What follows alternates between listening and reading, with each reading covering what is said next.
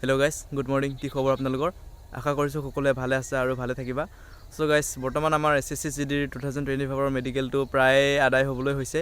মানে 80 to 90% আমাৰ medical খতম হৈ গ'ল। বাকী এতিয়াও বাকী আছে কিছুমানৰ, মানে বিশেষকৈ ST কাষ্টবোৰৰ বাকী আছে বৰ্তমান মই জনাত। মোৰ মেডিকেল এতিয়াও হোৱা নাই, কিন্তু হ'বলৈ গৈ আছে। মোৰ 4 ডিচেম্বৰত মোৰ মেডিকেল হ'ব, চবতকৈ লাষ্ট ক'ব লাগিব মই।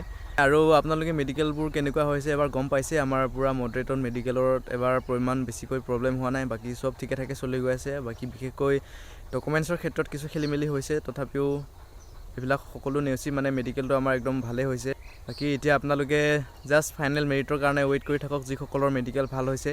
আৰু যিসকলৰ মেডিকেল বেয়া হৈছে বা কিবা ডকুমেণ্টছৰ ক্ষেত্ৰত বাহিৰ হৈছে, তেওঁলোকে এতিয়া ডকুমেণ্টছটো বনাই লওক আৰু নেক্সট ভেকেঞ্চিৰ কাৰণে আপোনালোকে লাগি যাওক। আমাৰ নেক্সট ভেকেঞ্চিও অতি সোনকালে আহি আছে। চ' আপোনালোকে হাৰ নামানিব, নেক্সট ভেকেঞ্চিৰ কাৰণে ৰেডি হৈ থাকক আৰু এতিয়াৰ পৰা পূৰা লাগি যাওক ষ্টাডিত। আৰু যিমান পাৰে আপোনালোকে মক টেষ্ট দিব চেষ্টা কৰক। বাকী আপোনালোকৰ যদি মেডিকেল হৈ গ'ল, আপোনালোকে নিজৰ কাষ্টটো আৰু নিজৰ মাৰ্কসমূহ, মানে মেডিকেল কাট অফতকৈ কিমান প্লাছ আছে পাৰিলে এইটো জনাই দিব। কাৰণ মই কিছু দিনৰ পিছত মানে মেডিকেল খতম হৈ যোৱাৰ পিছত এটা এনালাইজ কৰিম বুলি ভাবিছোঁ কাট অফৰ বিষয়ে। বেছিকৈ ইমান এনালাইজ কৰি নাথাকোঁ, জাষ্ট এটা ভিডিঅ' আনিম ভালকৈ, মানে যিমান পাৰোঁ নিজৰ ফালৰ পৰা চেষ্টা কৰিম যে ভালকৈ ভিডিঅ'টো হওক, যে সকলোৱে অলপ বুজি পাওক। মই এতিয়ালৈ নিজৰ চেণ্টাৰটো চাব পৰাই নাই, যিহেতু 4 তাৰিখে আছে, 30 তাৰিখে চাব পাৰিম। জাষ্ট মই গম পাইছোঁ যে 4 তাৰিখে মোৰ মেডিকেল আছে, ইমানেই বাছ। বাকী উগুল থুগুল লাগি আছে মনটো, আৰু সেইকাৰণে ভিডিঅ' দিব মন যোৱা নাই বেছিকৈ। মানে যিমান হ'লেও মেডিকেলৰ এটা ভয় থাকে। যিসকলৰ মেডিকেল ভাল হ'ল, অল দ্য বেষ্ট। আপোনালোকে ইমানখিনি পৰ্যায় পালে আহি, ইমানখিনি নেওচি, মানে এক্সাম, ফিজিকেল, মেডিকেল সকলোখিনি পাৰ কৰি আপোনালোকে এতিয়া ফাইনেল মেৰিটক ৱেইট কৰি আছে। চ' বহুত জল্দি আমাৰ ফাইনেল মেৰিটো আহি যাব। ডিচেম্বৰ মাহত যেনেকৈ হ'লে আহি যাব। লাষ্ট উইক আপোনালোকে ধৰি ল'ব পাৰে ডিচেম্বৰ, মানে জানুৱাৰী আমাৰ কোনো পধ্যে নাযায়। ডিচেম্বৰতে আমাৰ ফাইনেল ৰিজাল্ট আহি যাব। আপোনালোকে যদি পিছৰ ভেকেঞ্চিবোৰৰ ৰিজাল্টসমূহ চাই, চ' আপোনালোকে গম পাই যাব। মানে এবছৰ আমাৰ 2025ৰ ভেকেঞ্চিটো বহুত লেট হৈছে ক'ব লাগিব। আপোনালোকে নিজৰ নিজৰ মাৰ্কসমূহ কমেণ্ট কৰি জনাব। বাকী কংগ্ৰেচুলেশ্যন আপোনালোকক এডভান্স। আপোনালোকে যদি এতিয়া আৰু বেছি ঘূৰা ফুৰা নকৰে, পূৰা ভালকৈ থাকে আৰু নিজকে মানে অলপ কেয়াৰ লয়।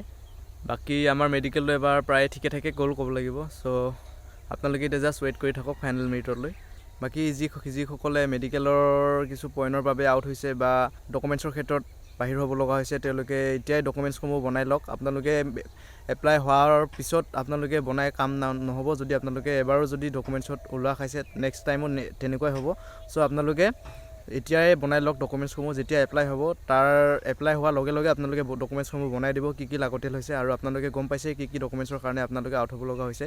আৰু যিসকলে আউট হ'ব লগা হৈছে, আপোনালোকে হাৰ নামানিব, নেক্সট ভেকেঞ্চিৰ কাৰণে লাগি থাকক। অতি সোনকালে আমাৰ নেক্সট ভেকেঞ্চি আহি আছে, এপ্লাই হ'বই।